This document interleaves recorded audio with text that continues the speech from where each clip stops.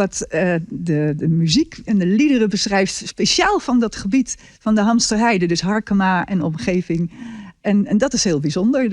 Ik denk niet dat dat ooit eerder gedaan is. Nou, het wie is van wij verdiepen u al jaren in traditionele Nederlandse muziek. En De echte oude muziek, hè? echt oud van 1500 en dan net de klassieke muziek, maar de muziek van de mensen, van het volk. En ik wie benijd van wat gebeurde er eigenlijk bij mij achter de voordeur in Harkema.